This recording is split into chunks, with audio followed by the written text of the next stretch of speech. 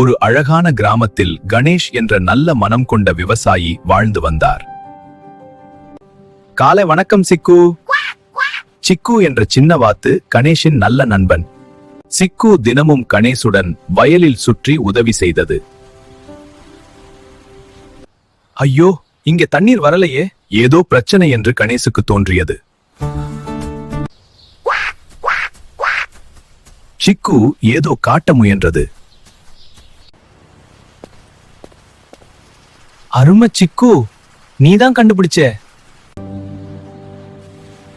சிக்கு உதவியால் வயல் மீண்டும் பசுமை பெற்றது. நீதான் என் சின்ன உதவியாளர். அன்று முதல் விவசாயியும் வாத்தும் நல்ல நண்பர்களாக வாழ்ந்தார்கள்.